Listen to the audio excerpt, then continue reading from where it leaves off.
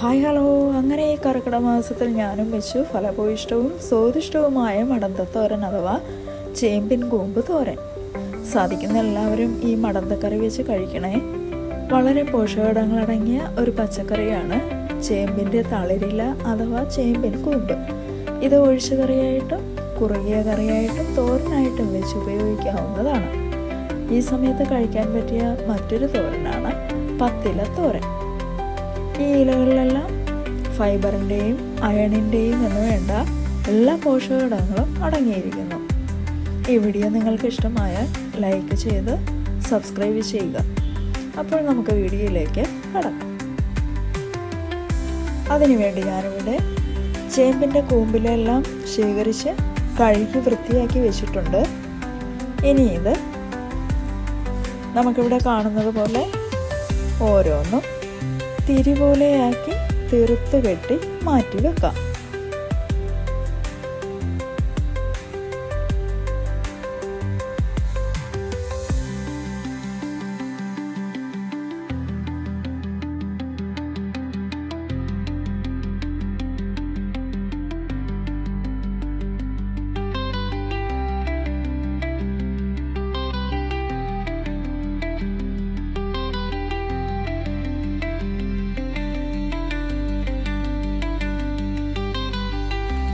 അതിൻ്റെ തണ്ടിൻ ഭാഗവും നമുക്ക് ചെറിയ കഷ്ണങ്ങളായി അരിഞ്ഞ് വെക്കാം.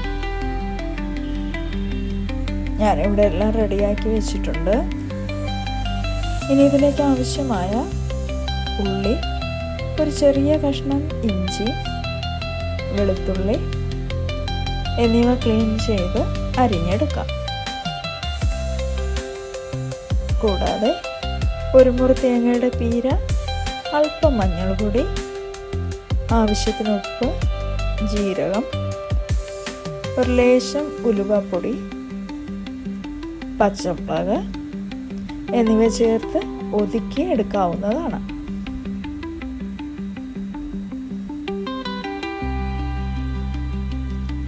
ഇതുകൂടാതെ 3-4 പീസ് കുടംപുളി കൂടെ എടുക്കാം.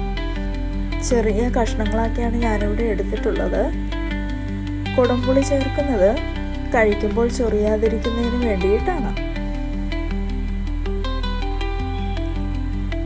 ഇനി ഇതെല്ലാം കൂടെ ഒരു ചട്ടിയിലിട്ട് ഇളക്കി യോജിപ്പിച്ചതിന് ശേഷം അടുപ്പത്ത് വെച്ച് ആവിയിൽ വേവിച്ചെടുക്കാം.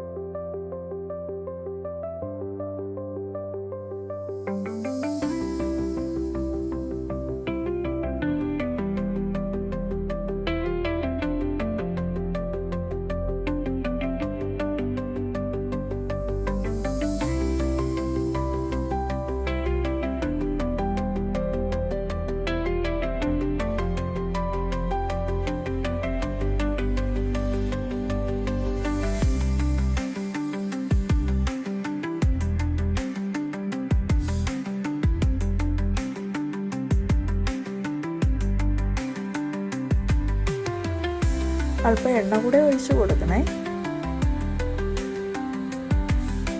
ഇത് പല പ്രാവശ്യം ഇളക്കി മറിക്കേണ്ട ആവശ്യമൊന്നുമില്ല. ഞാനിവിടെ 2 പ്രാവശ്യം ഇളക്കി യോജിപ്പിച്ചതിന് ശേഷം അല്പം പച്ച വെളിച്ചെണ്ണ കൂടെ ഒഴിച്ച് വാങ്ങി വെക്കാം.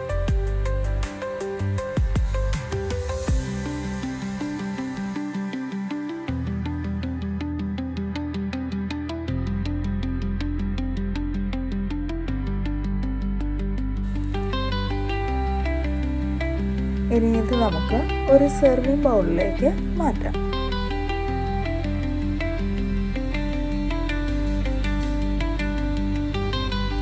ചൂട് കഞ്ഞിയുടെ കൂടെയും ചോറിൻ്റെ കൂടെയും കഴിക്കുവാൻ വളരെ നല്ലതാണ്. അപ്പോൾ ഇന്നത്തെ വീഡിയോ ഇവിടെ അവസാനിക്കുന്നു. നിങ്ങൾക്ക് ഇഷ്ടമായാൽ കമൻറ്റ് ചെയ്യാനും ഷെയർ ചെയ്യാനും മറക്കല്ലേ.